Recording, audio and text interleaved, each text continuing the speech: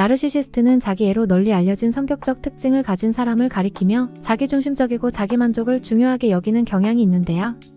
우리 주변에 가장 가까이에 있는 나르시시스트의 특징 먼저 자세히 살펴보겠습니다. 1. 자기중심성. 나르시시스트는 자신의 욕구와 필요를 다른 사람들의 것보다 우선시합니다. 자기중심적인 태도를 가지며 자신을 중심으로 모든 것을 이해하려고 합니다. 2. 자기사랑.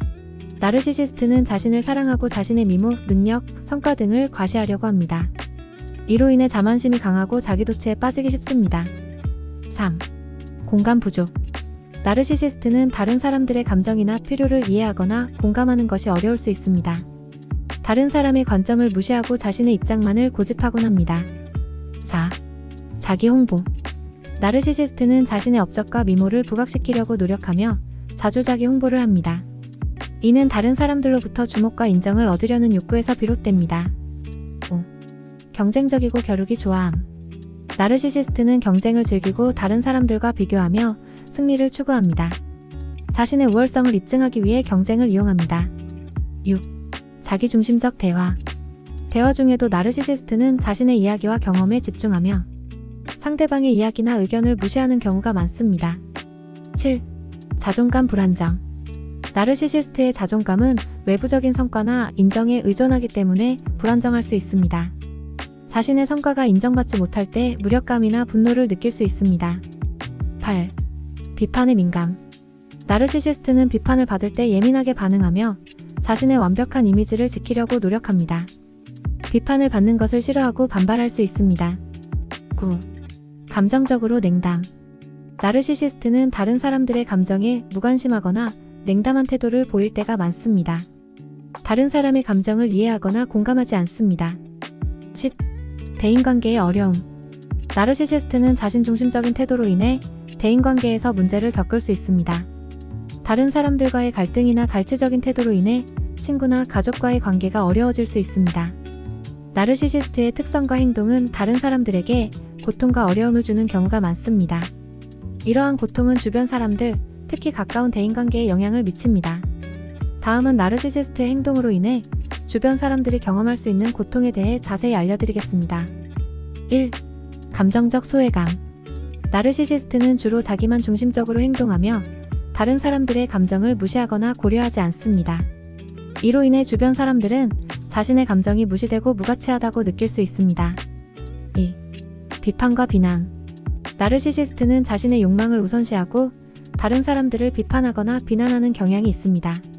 이로 인해 주변 사람들은 자신을 늘 감시당하는 느낌을 받고 자신의 불안정한 상태를 유지하기 위해 계속해서 노력해야 합니다. 3. 대인관계 어려움. 나르시시스트는 대인관계에서 갈등과 갈취적인 태도를 보일 수 있습니다. 이는 가족, 친구, 동료와의 관계에서 상호작용을 어렵게 만들고 끊임없는 갈등과 피로를 초래할 수 있습니다. 4. 자기중심적 대화. 대화 중에도 나르시시스트는 자신의 주제에만 관심을 두고 상대방의 의견과 이야기를 무시합니다. 이는 대화를 어렵게 만들고 상대방의 감정적 거리감을 증가시킵니다. 5. 감정적 무감각. 나르시시스트는 다른 사람들의 감정을 이해하거나 공감하는 것이 어려울 수 있습니다.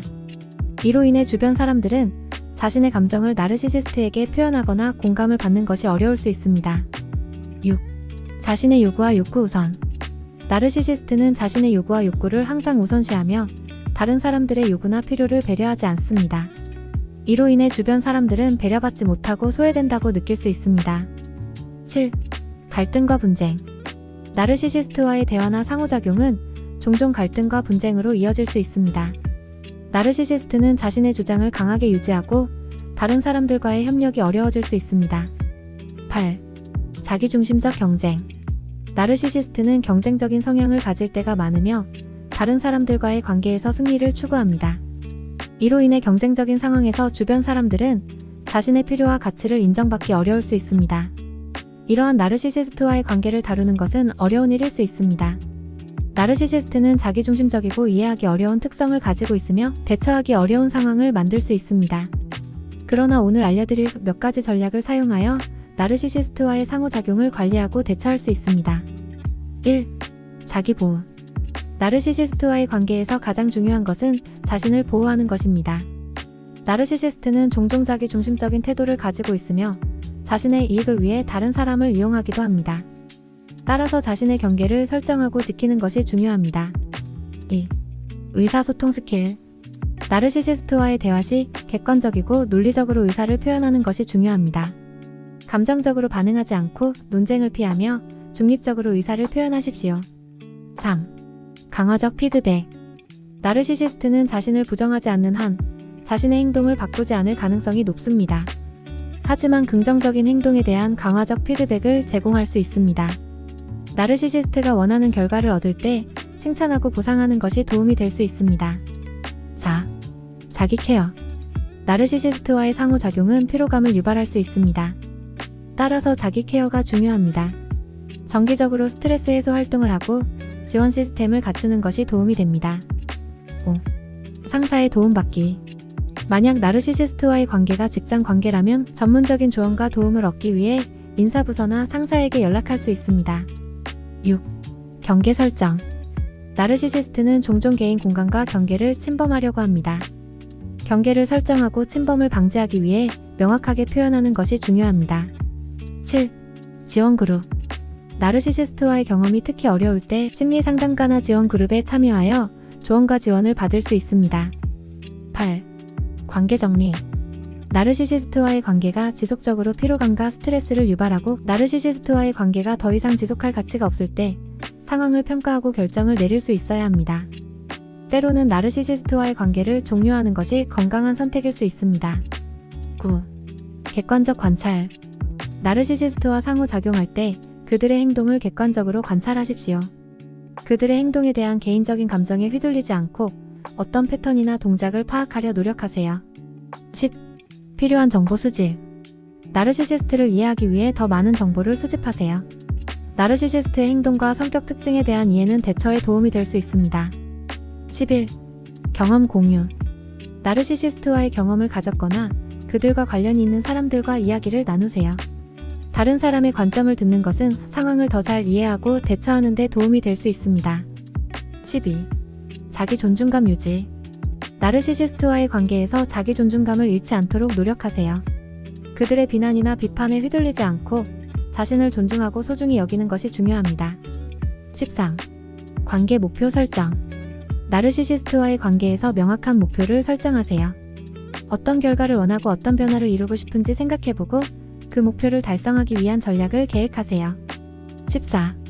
도움을 요청. 나르시시스트와의 관계가 심각한 문제를 초래한다면 도움을 요청하는 것이 중요합니다. 친구, 가족, 상담사 또는 법적 전문가와 상담하여 상황을 개선할 수 있는 방법을 찾으세요. 15. 자기 개발. 나르시시스트와의 관계에서 얻은 경험을 통해 자기 개발에 힘을 실어주세요. 이것은 강화된 자기인식과 강력한 경험으로 이어질 수 있습니다. 나르시시스트와의 관계는 매우 복잡하고 어려울 수 있으며 상황에 따라 다양한 전략을 사용해야 할 수 있습니다. 그러나 상황에 따라 상담가나 전문가의 도움을 받는 것도 고려해 보는 것이 좋습니다. 또한 나르시시스트와의 관계에서 자신을 지키는 것이 핵심입니다. 시청해주셔서 감사합니다.